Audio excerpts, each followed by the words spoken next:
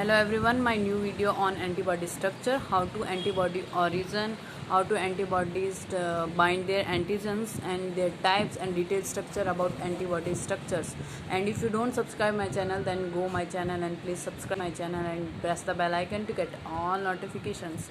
And just started this video antibody structures, so let's start and studied about the antibodies, how they origin and their structures, and they bind the antigen structures.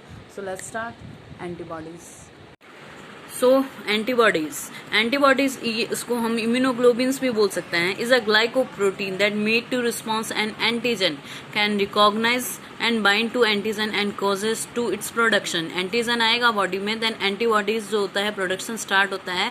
और antibodies are present in the blood serum, tissue fluids and mucosal surface of the vertebrate animals. तो antibodies mostly glycoprotein है जो कि respond करने के लिए antigen के response के लिए होती है, और विभिन्न प्रकार के ग्लूकोज और प्रोटीन मॉलिक्यूल्स से मिलकर बनी होती है, और ये टिश्यू फ्लूइड्स और इसमें प्रेजेंट है.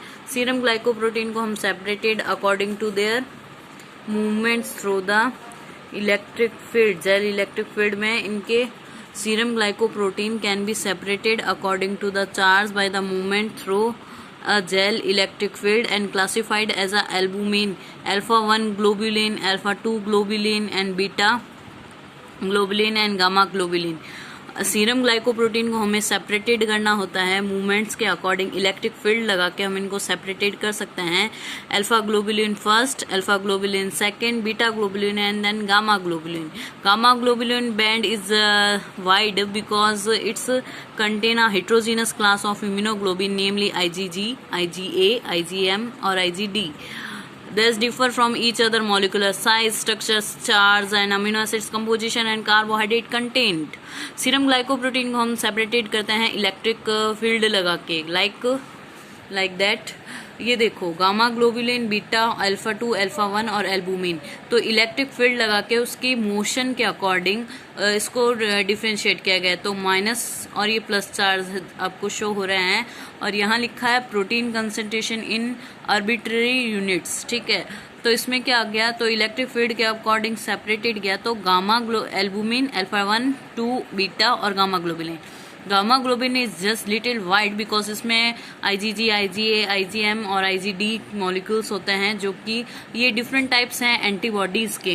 ये टाइप्स ऑफ एंटीबॉडीज में भी आप बोल सकते हो, और इनमें चेंजेस होते हैं इनके molecular size, structures and their charge, amino acids and their composition on carbohydrates. ठीक है, most antibodies in serum are IgG classes. A fifth immunoglobulin class, IgE, has a similar mobility to IgD but cannot be represented quantitatively because of its low concentration in serum.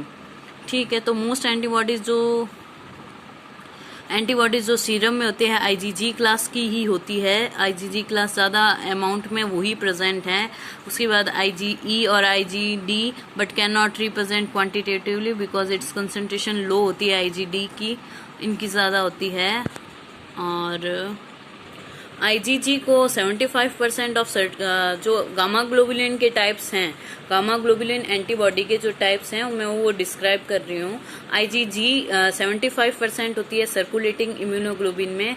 Hinge region होता है इसमें. मैं आपको जब antibody structure बताऊंगी इसके बाद में, तो आपको हिंज रीजन क्या है वो समझ में आ जाएगा. So 75% of circulating immunoglobulin hinge region है. 4 subclasses of IG1, first, second, third and fourth. The second immune response में यूज होती है G1, G3, G4 can cross placenta and protect developing foetus. तो in the condition of pregnancy, तो foetus को placenta cross करने के लिए IgG ही होती है जो कि क्रॉस करके उसको एंटीबॉडीज ये जाती है, और उसकी बॉडी में अगर कोई एंटीजन आ रहा है तो उसको प्रोटेक्ट करती है फीटस को. 75% बॉडी में ये होती है क्योंकि ज़्यादा कंसंट्रेशन ब्लड सीरम में इसी प्रोटीन की है. और IgM की बात करें तो 5 to 10% टोटल सर्कुलेटिंग इम्यूनोग्लोबिन में होती है. It is a pentameric, HLJ 3 bonds होते हैं, ये पेंटामेरिक फॉर्म में होती है, इसमें मतलब 5 सब यूनिट्स होती है और इसमें एडिशनल चेन प्रेजेंट होती है। IgM is the first immunoglobulin that produced in primary response to antigen, means the high level of IgM indicate the recent infection of by new antigen. In developing embryo fetus is produced first. तो IgM जो है pentameric है और IgM जो है high level में 5 to 10% है, और अगर IgM का हाई लेवल है देन इंडिकेट कर रहा है कि इन्फेक्शन अभी हुआ है, because is a first immune response में ये काम आती है, जबकि IgG जो है सेकेंड इम्यून रिस्पॉन्स में है। थर्ड की बात करते हैं IgA is a secretory immunoglobin, वो IgG 75% थी, IgM 5 to 10% थी और IgA 5 to 15% है। In comparatively M is a greater than. Secretory immunoglobin है, प्रेजेंट होती है ब्रेस्ट मिल्क में, सलाइवा में, म्यूकस में, ब्रोंकियल्स और genitourinary and digestive tract में। तो मोस्टली अपनी बॉडी में ज़्यादातर यही पार्ट्स होते हैं और इनमें सलाइवा तो मुंह में होता ही है। ब्रेस्ट मिल्क हो गया, genito urinary and digestive tracts में भी। Primary it's present in monomeric form but it is also exits in polymeric, इसमें पॉलीमराइजेशन हो जाता है और फर्स्टली ये मोनोमेरिक में है देन पॉलीमेरिक फॉर्म में आ जाती है। Secretory IgA consist dimeric, tetrameric J chain secretory component, और ये होती है IgA जो होती है, जो अपने बेबी होता है आफ्टर डिलीवरी, तो फर्स्ट जो मिल्क होता है जिसे हम कोलेस्ट्रम बोलते हैं, उसमें ये IgA एंटीबॉडीज होती है जो कि बहुत ज़रूरी होती है। This is a good for a baby and this is they are the type of IgM and A gamma globulins, and IgD and IgM is not in a sufficient quantity in concentration. So अब बात करते हैं हम immunoglobulin structures की। Antibodies have a more than one antigen binding sites. For example most human antibodies have a 2 combining site are bivalent. Some of bivalent antibodies molecule can combine multimeric antibodies that have been 10 combining site. कहने का क्या means है? I explain. This is the structure of antibody. So this is the sites of paratop is the site of antibody that bind the antigens. मैंने आपको epitope और paratope के बारे में पिछले वीडियो में बताया था कि क्या एपिटॉप होता है, क्या पैराटॉप होता है।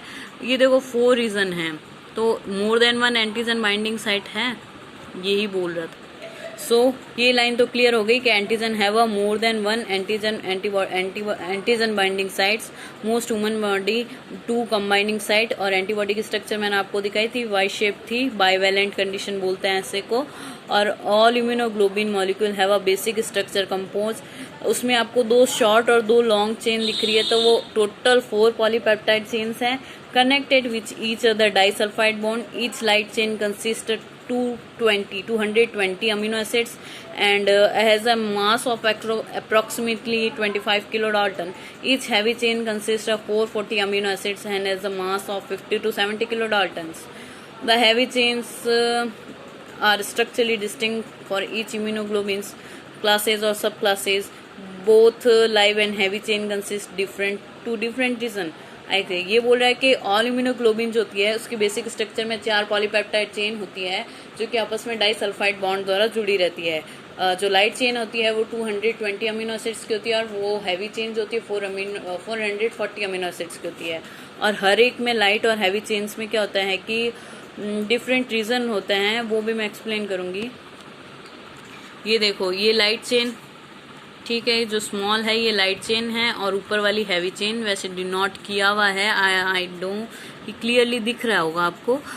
ये देखो आपस में ये डाइसल्फाइड बॉन्ड द्वारा ये जुड़ी रहती है, तो ये 4 पॉलीपेप्टाइड चेन जो कि आपस में डाइसल्फाइड बॉन्ड द्वारा जुड़ी रहती है और जहां से ये डाइसल्फाइड बॉन्ड द्वारा आपस में जुड़ी रहती है इसी पार्ट को हिंजी रीजन बोलते हैं। कांस्टेंट रीजन प्रेजेंट होता है एंटीबॉडी स्ट्रक्चर में, have a amino acid sequence, they do not very significantly between the antibodies of the same class. Constant region जो होता है वो कभी भी सेम क्लास में चेंज नहीं होता है। वेरिएबल रीजन जो होता है एंटीबॉडीज का डिफरेंट होता है डिफरेंट्स में। The constant region have amino acids, they do not vary significantly between antibodies of the same class, and the variable reason different antibodies have a different sequence they have to fold it together, form the antigen binding sites. The variable region from different antibodies में different sequences होते हैं when fold together antigen binding site. तो constant region हमेशा same होता है एक ही class के antibodies में, पर वेरिएबल रीजन जो होता है डिफरेंट में डिफरेंट होता है। लाइक कांस्टेंट और वेरिएबल रीजन कौन से हैं? वेरिएबल रीजन वही होता है जहाँ से एंटीबॉडी बाइंड होती है एंटीजन से, और कांस्टेंट रीजन होता है जहाँ से एंटीबॉडी बाइंड होती है सेल सरफेस से। ये देखो आपको ये बताया गया ना, ये कांस्टेंट रीजन डिनोट किया गया और ऊपर वाला ये वेरिएबल रीजन। तो ये साइड जो होती है डार्क कलर में दिखाई है वो बाइंड होती है एंटीबॉडीज से, और जो नीचे का कांस्टेंट रीजन है वो बाइंड होता है सेल सरफेस से। इस द डिनोट भी किया है वैसे antigen binding sites.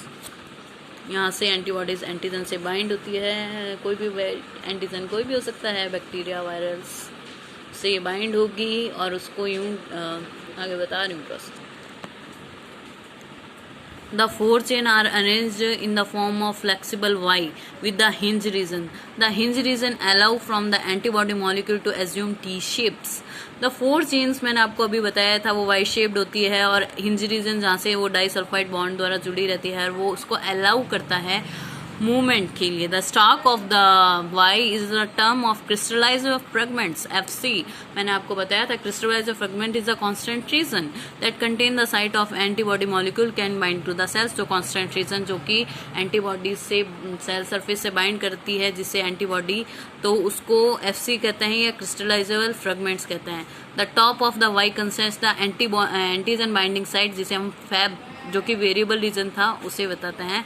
Bind with a compatible epitope. Epitope you know that, if you don't know that then go my previous video on antigen structures. You will get all understanding about the information about the epitope.